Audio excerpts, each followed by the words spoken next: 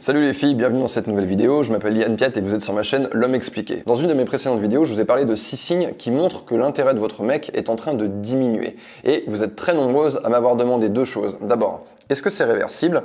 Et qu'est-ce que je peux faire contre cette situation? Qu'est-ce que je peux faire pour améliorer cette situation? Alors, est-ce que c'est réversible? Oui et non. C'est-à-dire qu'il y a un moment où c'est réversible et il y a un moment où c'est plus réversible. Donc l'idée, justement, c'est d'agir quand c'est encore réversible. L'intérêt d'un mec, il va descendre progressivement. Il va pas descendre d'un coup, comme je l'expliquais dans la vidéo.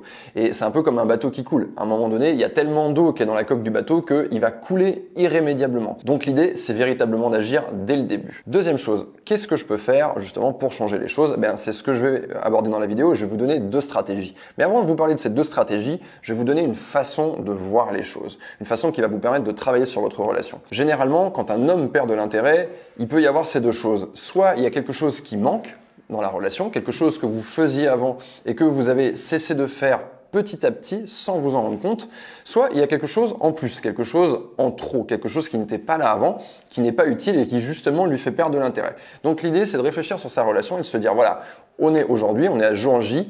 Comment est-ce que j'étais il y a J-1 mois? Et un mois, c'est une bonne période, ou J-2 mois ou 3 mois. Vous pouvez même remonter longtemps en avant.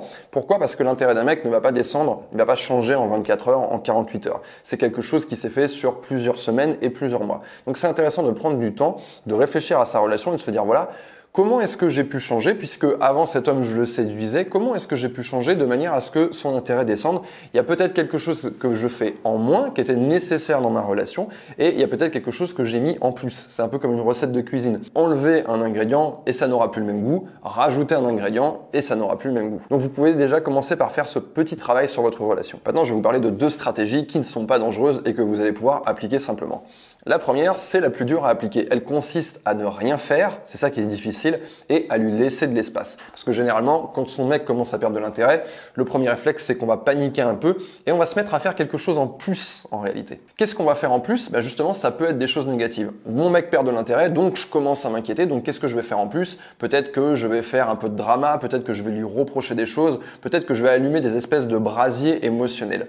Dites-vous une chose les filles, c'est que si un mec est dans cette perte d'intérêt, le fait d'allumer ces brasiers émotionnels, ça ne va certainement pas l'aider à regagner de l'intérêt. Au contraire, ça risque de le conforter dans sa perte d'intérêt et de l'accélérer. Donc il faut faire très attention, avoir du self-control et essayer de rester la plus cool possible. Je sais que c'est difficile, mais je sais que vous pouvez le faire. J'ai parlé aussi de lui donner de l'espace. Vous n'allez pas le faire brutalement, vous n'allez pas le faire d'un coup d'un seul, vous allez le faire de manière harmonieuse, ça doit passer tout seul, il ne doit pas se dire « Waouh, qu'est-ce qui se passe elle a complètement disparu ». Non, vous allez lui écrire un peu moins, mais vous allez conserver de la qualité dans vos échanges.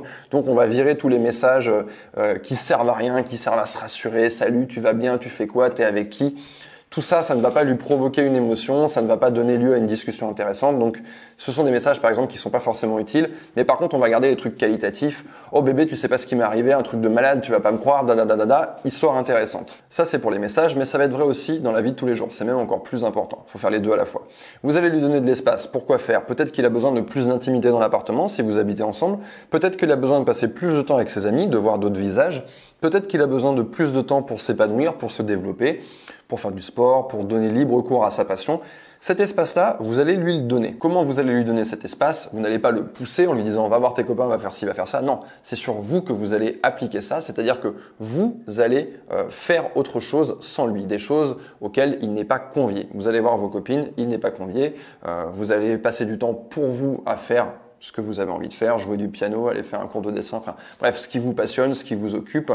Et cet espace, du coup, il va se retrouver avec de lui-même. Il n'aura pas l'impression que c'est vous qui l'avez poussé dans cette direction. Toujours dans cette logique d'espace, de temps en temps, vous allez lui dire non. Il va vous proposer un truc, vous allez lui dire « Ah non, désolé, je peux pas, j'ai déjà ça de prévu ». Il faut le remettre à un endroit où votre présence, elle n'est pas automatique. Il a besoin de venir vous chercher. Et donc, quand il vous demande quelque chose, c'est pas tout le temps oui. Et ça, c'est peut-être un truc que vous faisiez au tout début, mais que vous avez oublié progressivement de faire. Voilà pour la première stratégie. Maintenant, passons à la deuxième stratégie. Il s'agit maintenant de faire des choses. Qu'est-ce que je vais faire? Eh bien, je vais faire ce qu'il est indispensable de faire pour séduire mon mec. Et la réponse, elle va être différente pour chacune d'entre vous. Donc, il est important de se poser la question, de se dire comment je l'ai séduit, qu'est-ce que mon mec aime profondément chez moi, que peut-être je fais moins, peut-être j'ai complètement cessé de le faire et il va falloir le refaire. Alors pour certaines, ça va être d'avoir des moments de qualité. Peut-être que votre mec, il est fan de ça, de discussions hyper profondes, intellectuelles, où vous allez l'inspirer, lui donner votre avis, vous allez discuter de ce que vous faites chacun et ça va vous nourrir l'un et l'autre. Pour d'autres, ça va plutôt être sur la partie aventure, spontanéité, imprévisible. Peut-être que votre relation, elle était en train de se répéter, les journées se répétaient, les semaines se répétaient, les mois se répétaient, et peut-être qu'il manquait ce petit truc spontané où le mec, à un moment donné, clac, il va lui arriver quelque chose et il ne l'a pas vu venir.